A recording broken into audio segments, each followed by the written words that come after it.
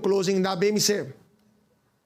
Muito obrigado, Carlos. Prazer, até a próxima. Obrigado a todo mundo aí que assistiu. Valeu, grande abraço. Até mais, muito obrigado. E deixa eu ver se já temos o nosso segundo convidado de hoje.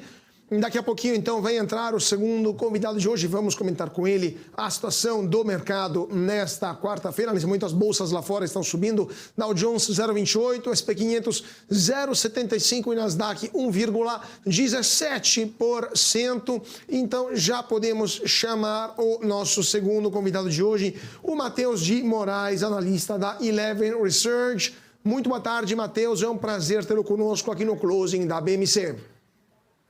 Boa tarde, Carlos, boa tarde, audiência. Me escutam? Tudo certo?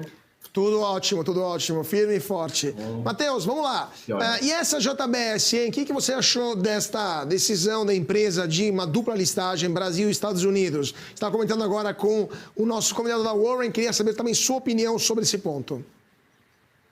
Bom, acho que até o próprio Gilberto já comentou, né, no post que ele fez, né, que era mais uma questão de quando do que se a JBS seria listada lá fora. Como o Frederico também citou anteriormente, nós já é um player global, ela tem oscilações muito mais fortes quando a gente vê flutuação de preço nos Estados Unidos do que aqui no Brasil. Ela segue mais o ciclo norte-americano do gado do que o brasileiro, então a gente pode até ver recentemente no desempenho do papel, né? O papel sofreu bastante quando a gente começou a ver dados, principalmente do USDA, já com o número de abate arrefecendo, abate de fêmea subindo, que é um indicativo que o ciclo está virando e que esse spread, que ora já foi muito positivo para a JBS, né? Já tivemos margens de 25% EBITDA no US Beef. Essa margem vai ser comprimida, ela vai voltar à normalidade, né? É um business de ciclo, né? Então, agora a gente consegue ver, agora a gente começa a ver, né, um ciclo bovino brasileiro muito mais forte, uma disponibilidade de gado muito maior. Então, por mais que eles ainda sejam um player muito forte, o Brasil, o fato do consumo ser majoritariamente nos países que eles operam, então não são tão fortes na exportação como outros players, acaba minando um pouco dessa margem que eles poderiam ganhar exportando Brasil, principalmente China, né? E sofrendo mais com a situação norte-americana. Então, eu acho que acaba fazendo mais sentido essa listagem norte-americana, listagem nos Estados Unidos, do que aqui no Brasil em si. Perfeito. Mas agora, no caso, tirando a questão do ciclo, tirando a questão também do momento da empresa, do ponto de vista meramente econômico, você acha que de fato a JBS vai conseguir captar mais recursos na Bolsa Americana? Vai destravar valor, como eles estão dizendo? E qual será a reação do BNDES, que ainda mantém um certo poder na empresa? Agora está tentando achar quanto que ele tem ainda de ações, né, na JBS, mas qual que será, então, o futuro desta operação? Vai conseguir aumentar o valor das ações? O BNDES vai deixar isso acontecer? O que você acha? A questão do BNDES, acho que é o ouro nessa toda essa pergunta, né? Ainda não sei como o BNDES vai reagir. Provavelmente vai ter uma retaliação. Eles vão querer minar isso de alguma forma. Eles ainda têm Eu também, Carlos, me perdi aqui, não tenho de cabeça aqui o percentual que eles detêm da JBS, mas é percentual alto, eles ainda têm cadeiras no conselho. Mas do ponto de vista da JBS, eu acho positivo porque ela vai ter um acesso a um capital estrangeiro, vai ter acesso não só a pessoas físicas na Bolsa Norte-Americana, mas também a outros institucionais. É um objetivo dela fazer novas emissões, fazer um follow-on na Bolsa Americana. Então, buscar essa forma como meio de diminuir a sua alavancagem, né, que já estava acima de 3, então estava uma alavancagem meio preocupante. É uma forma deles conseguirem captar recursos sem entrar via dívida, né, via equity. E também o fato da JBS, a nova companhia que vai ser a subsidiária, que vai ser na Holanda, vai ter um subsídio de imposto muito forte também, né? Então, todos esses pontos são positivos. Acho que a gente até viu hoje o papel, ainda não fechou, mas estava subindo quase 9% ali por volta de uma hora atrás. Acho que o mercado já começou a se antecipar nessas destravas de valor que ela possa vir a ter, né? Se a gente for até olhar com os pares que são listados lá fora, nossa, o múltiplo é infinitamente menor, chega a ser metade do que é aqui no múltiplo da JBS negociado aqui no Brasil. Então, se a gente for fazer só esse estudo, né, que é o que a gente consegue fazer nesse primeiro instante, né, ainda não modelamos tudo a fundo, mas só nesse estudo a gente consegue ver um potencial gigantesco. Tanto se a gente comparar com o Pilgrims, com o Tyson, com a própria Hornell, são, sei lá, eu até peguei aqui, a Pilgrims tem um múltiplo de EBITDA de 9,3, JBS negocia Brasil a 5,9. Então, estamos falando de 180% de upside aí, se a gente for fazer essa comparação mais básica. Não imagino que seja dessa magnitude, mas eu imagino que tenha um destravamento de valor importante aí nessa listagem deles aí para fora.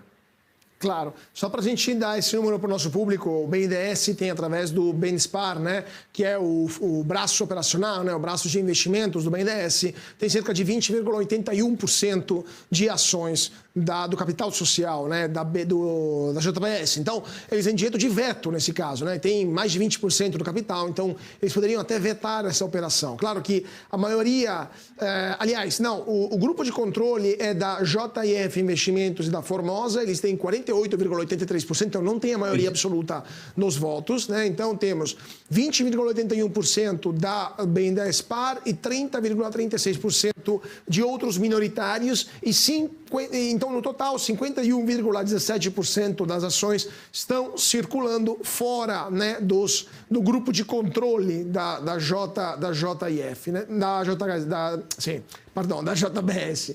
Então, de fato, existe essa possibilidade. Agora, mudando um pouco também de assunto, eu queria falar com você também sobre outras empresas que hoje estão entre as maiores altas, maiores baixas. Mas, antes disso, eu preciso só chamar um rápido intervalo. Então, já voltamos com o Matheus em 2 minutinhos. Nesse momento, 4 horas, 59 minutos e 52 segundos. Ibovespa está fechando em alta de 0,41% aos 117.704 pontos. Grupo Pão de Açúcar cai 5,95%. Vamos falar com o Matheus sobre isso daqui a pouco.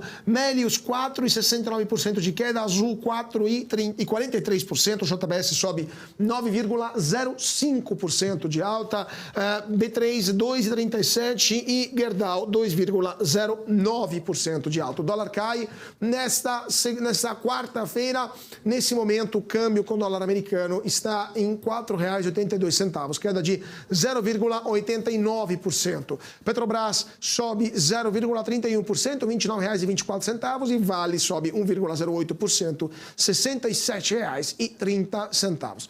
Gente, rápido intervalo, 2 minutinhos e já voltamos com o nosso convidado para falar sobre as ações que mais subiram e mais caíram nesta quarta-feira. 2 minutinhos, não sai daí.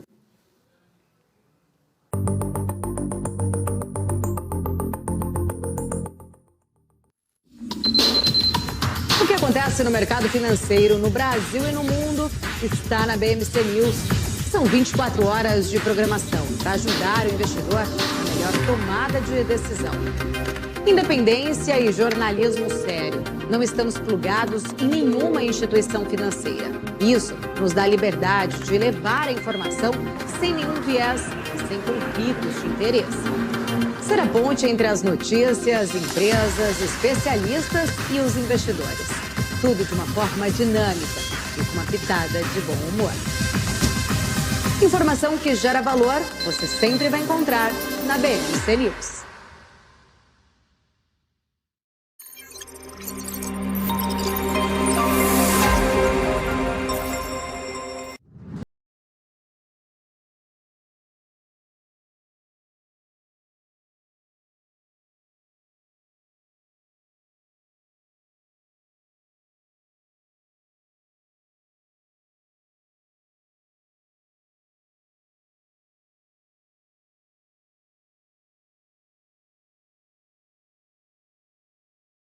COI. Você sabe o que eles são? Esse é o tema do BMC Explica de hoje.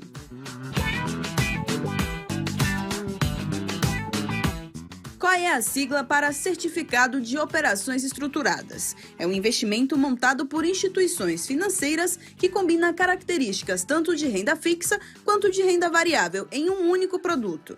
Na prática, o COI pode ser aplicado em diferentes ativos, como ações, moedas, commodities, entre outros. A rentabilidade do COI pode ser atrelada a diferentes indicadores, como a inflação, a taxa de juros ou o desempenho de determinado ativo financeiro.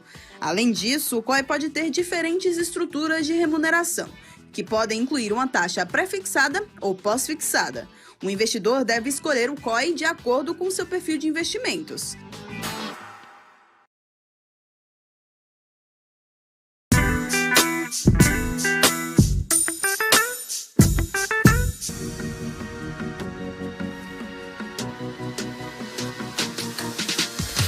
BMC News, informação que gera valor.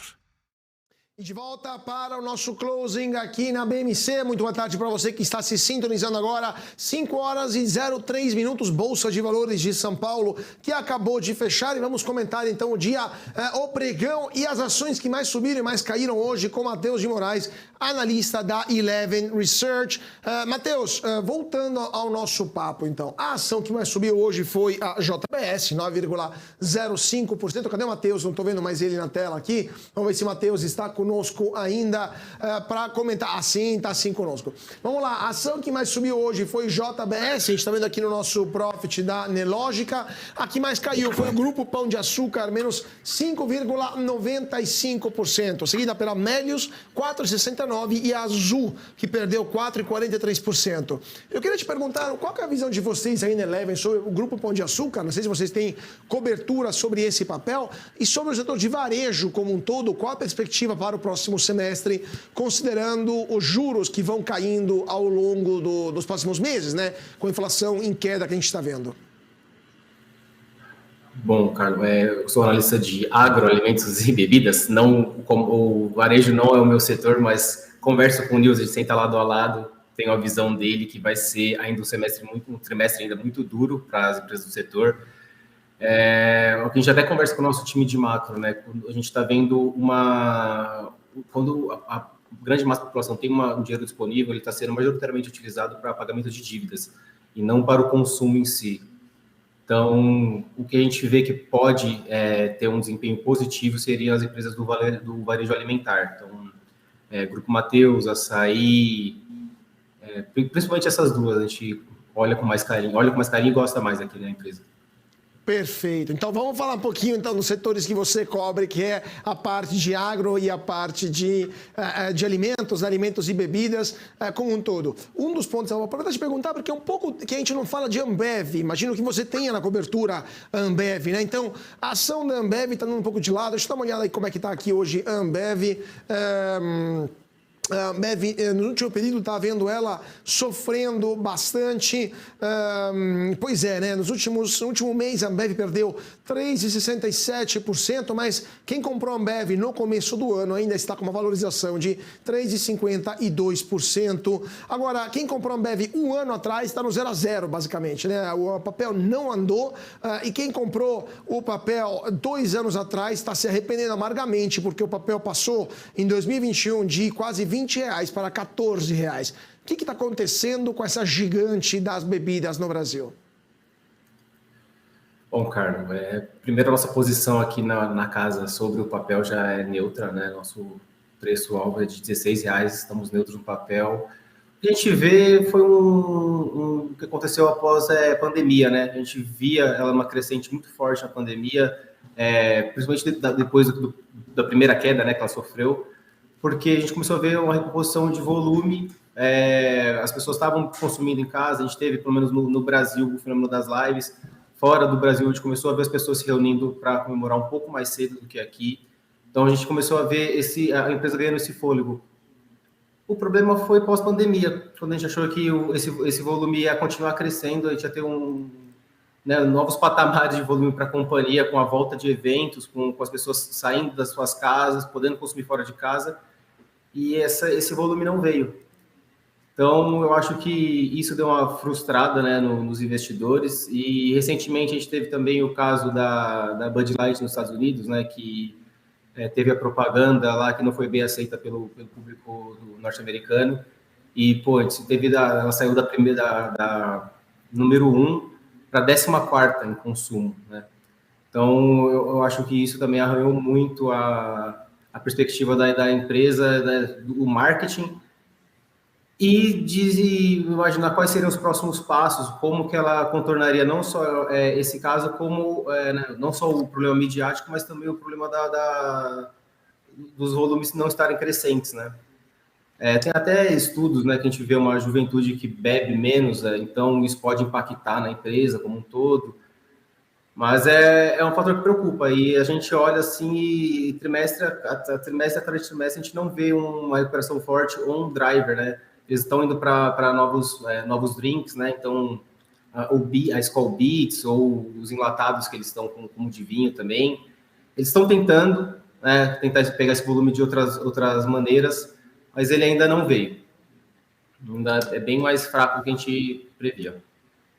Pois é, né? De fato, é uma mudança de comportamento que está afetando também os múltiplos na Bolsa, não só aqui no Brasil, mas também lá fora, né? A gente está vendo isso acontecendo um pouco em geral. Agora, do setor agro, só queria te roubar mais um tempinho, Matheus, só para falar um pouco do setor agro, que é o motor do Brasil, e as empresas do agronegócio estão entrando ainda timidamente na Bolsa de Valores, né? Poucas empresas no setor agro estão na Bolsa, há uma ou outra ação, e especialmente estão entrando agora fundos de investimento imobiliário do agronegócio, né, os FIAGRO.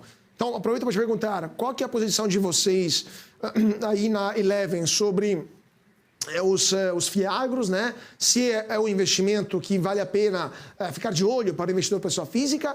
E depois eu queria te perguntar sobre outra empresa que também está captando interesse por parte dos investidores, que é a empresa Boa Safra, né? O que você está achando da Boa Safra também, que é uma empresa de tecnologia do setor agro, mas é uma das poucas do setor agro que estão na Bolsa de Valores. Então, FIAGRO e Boa Safra, qual é a sua opinião? Bom, FIAGRO, né, nós entendemos aqui que é um instrumento novo e extremamente positivo para o financiamento de produtores ou de beneficiamento do setor agrícola, né? A nossa única ressalva é sobre o que esse investimento, o destino final do investimento. Se é um destino para expansão ou para o cara financiar a próxima safra, financiar algum insumo, a empresa de insumo financiar alguma compra, se for para expansão ou para produção, a gente acha que é positivo. Se for para pagamento de dívidas, teve uma quebra de safra que ele não tinha seguro, ou ele não fez o hedge na hora certa dos grãos, e aí, na hora de comprar os insumos, eles subiram muito de preço.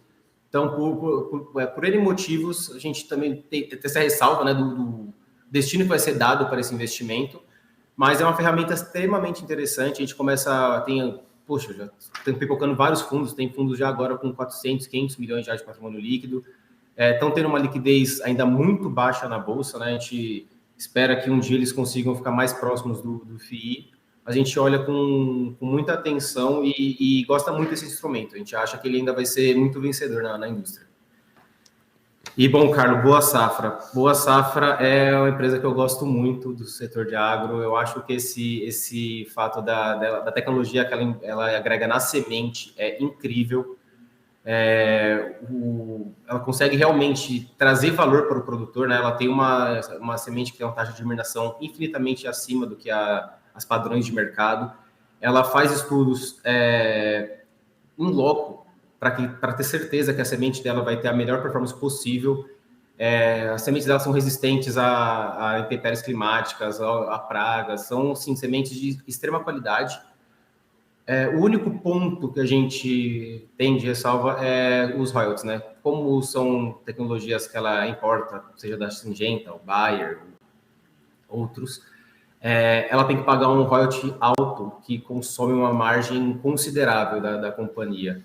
Mas, mesmo assim, ela é uma companhia muito, muito redonda e entrega tudo que foi prometido desde o IPO. Então, estão entrando agora em milho. Eles eram só semente de soja, estão entrando em milho agora, estão querendo expandir para novas culturas. Então, assim, é uma empresa ainda muito pequena, tem uma liquidez relativamente baixa, mas é o que você falou, né? O nosso agro ainda é tímido na Bolsa, né? A gente ainda tem poucos players aí, sei lá, da expressão da SLC ou da própria Raizen, São Martinho, já que são maiores, né? Então, ainda carece, eu acho, desse olhar um pouco mais um pouco mais de mercado olhar para essas empresas, né? Temos empresas muito, muito boas no setor, né? Pois é, né? A Faria Lima tem que ir mais para o campo, como se diz. Agora, só para a gente terminar nosso papo com essas 3 que você citou. Raizen, São Martinho, né? SLC, o que você está achando dessas empresas em geral, né? E a gente está vendo também uma valorização importante. Se não me lembro, a SLC teve uma volatilidade importante no último período. Então, o que você está achando dessas empresas e o que esperar também até o final do ano do setor agro, considerando que o primeiro semestre, em geral, foi um período de super safra, né, que não vai se repetir nos próximos meses. Então, qual é a sua opinião sobre essas empresas do setor agro como um todo? Bom, SLC, vou começar por ela, né? Ela é uma empresa que é muito indexada ao preço das commodities, né? Então, a gente teve queda já de 30% em soja e milho também foi uma queda nessa mesma magnitude, se não foi maior. Então, o papel acaba reagindo a essa oscilação do preço das commodities, né? O pessoal acaba precificando ela diretamente com o preço de tela, não olhando hedges que ela já fez no futuro ou o quanto de ganho de escala que ela vem tendo nas operações. Então, a gente acha meio mal arbitrada na Bolsa. Raizen. Putz, é a maior empresa do setor, né? Tem... se não me engano, 52 usinas de etanol. Tem o E2G que eles estão querendo colocar no mercado. Tem, né, a própria Joint Venture com a Shell aqui. Tem açúcar, que é comercializado via Camil. Pô, ela tem uma infinidade de frentes de negócio, mas ainda tá patinando no preço, né? A gente viu ela agora saindo, né, dos 2,20 agora até os 4, se não me engano, 4,10 que ela estava até ontem. E ainda vemos muito valor no papel, assim, tem a cadeia de E2G que eles pretendem começar a operar, né, com força total em 2030, ainda não está precificado por quase ninguém no mercado. É um volume que vai quase que dobrar o volume atual deles, comercializado hoje. Tem, acho que, muitas coisas no papel que ainda não estão precificadas, mas, se você me permite, Carlos, o nosso papel preferido no setor, né, seria a Jalles, que ainda é uma empresa muito pequena, com a baixa liquidez, foi agora para sua 3ª usina, Santa Vitória, mas os caras têm uma capacidade imensa de melhorar a terra e de fazer uma produtividade absurda com cana-de-açúcar. Recentemente, até estive com eles, né, no day que eles nos proporcionaram, e, chegamos a ver cana-de-açúcar com produtividade de 160 toneladas por hectare, que é uma coisa absurda. Vimos o quanto os caras estão, né, com tecnologia aplicada, usando todo tipo de maquinário que você possa imaginar, desde drones para mapeamento de área, colheitadeiras automáticas, pulverização com drones via precisão. Então, ela faz a escala topográfica. Então, se tiver mais alto ou mais baixo, dependendo como for o terreno, o drone acompanha para garantir a melhor dispersão. Então, é uma empresa ainda muito pequena. Foi agora para sua 3ª usina, ela vai moer, em 2026 ela quer moer 8 milhões e 500 mil toneladas, ainda é muito abaixo do que os outros players, mas é uma empresa que eu vejo, assim, muito valor, o management muito bem, administra muito bem a companhia, e tem o açúcar orgânico, né, que é um açúcar que tem uma margem que é o dobro do açúcar convencional, que o deles já é mais alto que a média do mercado. Então, é uma empresa que eu acho que tem muito ainda a crescer e o papel ainda tem muito a andar. Então, o papel está bem desarbitrado, assim, o papel que o pessoal olha muito pouco ainda. Tanto quando a gente conversa em roda, até buy side. Não, pois é, né? Em geral, a Faria Lima está olhando ainda muito pouco ao mercado financeiro. Você tem uma percepção, só terminando, a opinião pessoal, percepção pessoal sua. Você acha que o mercado está olhando mais, está entendendo que não pode deixar de lado o agro, ou ainda não entenderam, não perceberam quanto dinheiro tem no setor agro que pode entrar na Bolsa de Valores em peso? Eu acho que o pessoal começou a descobrir agora com a entrada dos FIAGROS, que eles começaram a ver que a captação, eles conseguiam captar volumes muito altos, tinha espaço para todo mundo, Tem espaço para você que quiser financiar, sei lá, um produtor de gergelim no Mato Grosso do Sul, ou você queira financiar uma empresa de insumos na Bahia, a compra de um terreno no Sul. Então, assim, tem uma gama infinita de possibilidades de investimento em todos os tipos de risco e apetite que você possa imaginar, e bolsas também. Eu acho que isso aí fez o pessoal começar a olhar e falar, pô, tem dinheiro aqui que estava na mesa, que eu não estava olhando antes, estava sendo captado de outros meios, ou que não estava, né, não estava deixando com que a operação tivesse excelência, porque não faltava capital. Então, acho que o pessoal começou a olhar agora com os fiagros, começou a ver o tamanho do monstro que nós temos aqui no nosso quintal, né? Pois é, né? O tamanho da dimensão do agro, o verdadeiro motor do Brasil. Matheus, muito obrigado por tua participação hoje conosco. Matheus de Moraes, analista da Eleven Research. Muito obrigado por sua participação aqui no Closing da BMC. Foi um prazer. Prazer foi meu, Carlos. Muito obrigado. Muito obrigado, pessoal que estava assistindo a gente. Boa tarde. Tchau, tchau. E até a próxima. Tchau, tchau. E vamos continuar o nosso análise, nosso giro de notícias. Daqui a pouquinho teremos nosso analista técnico. Vou falar de inflação nos Estados Unidos, porque o índice de preços ao consumidor nos Estados Unidos, o CPI, na sigla em inglês, ganhou força em junho, acelerando em relação a maio. CPI subiu 0,2% na base mensal e foi para 3% de alta no confronto anual.